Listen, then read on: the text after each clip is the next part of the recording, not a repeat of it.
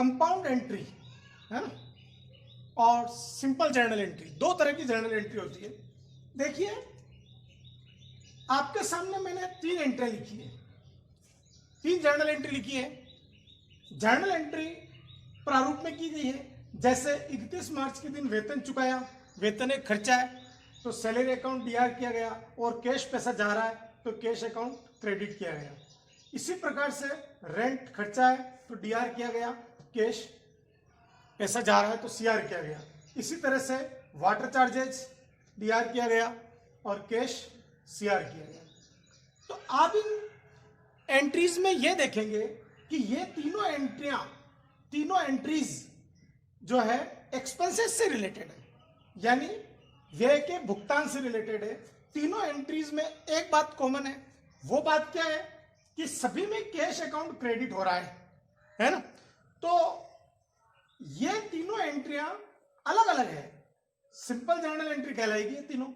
और दूसरी बात इनमें यह भी कॉमन है कि ये तीनों एंट्रीज एक ही डेट को हो रही है, 31 मार्च, 31 मार्च और 31 मार्च। ठीक है, तो जब एंट्रीज का नेचर इस प्रकार का हो कि वो सेम नेचर हो, चाहे इनकम हो चाहे एक्सपेंसेस, तो अब जैसे एक्सपेंसेस हैं तीनों तो इनका नेचर सेम हुआ और पेमेंट हो रहा है सेम डेट को, इसलिए इनकी डेट भी सेम है। तो ऐसी स्थिति में हम इन लेन देनों की 3 प्रविष्टियां न करके एक ही प्रविष्टि भी कर सकते हैं। देखिए लेन देन में तो प्रत्येक लेन देन में 2 खाते प्रभावित हो रहे हैं, लेकिन हम चूंकि कैश अकाउंट 3 बार नहीं लिख करके अगर एक ही बार लिखते हैं, लिख सकते हैं क्योंकि डेट सेम है। जैसा कि इस एंट्री को वापस मैंने कंपाउंड एंट्री के रूप में नीचे लिखा है, तो देखिए ये एंट्री आपकी कंपाउंड एंट्री कहलाएगी।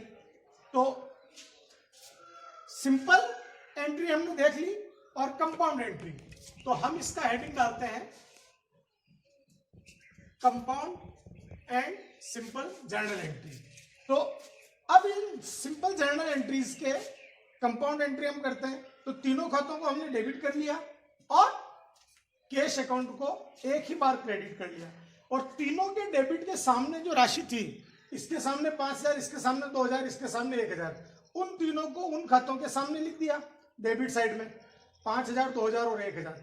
कैश को तीनों की जगह जोड़ करके एक ही बार 8000 रुपए लिख दिया। तो आप देख सकते हैं कि चूंकि डेट सेम है और नेचर सेम है, इसलिए हम इन तीनों एंट्रीज की बजाय एक एंट्री भी कर सकते हैं। इस एंट्री को हम कंपाउंड जर्नल एंट्री या मिक्स्ड जर्नल एंट्री, संयुक्त जर्नल प्रविष्टि या मिश्रित जर्नल प्रविष्टि भी कहते हैं।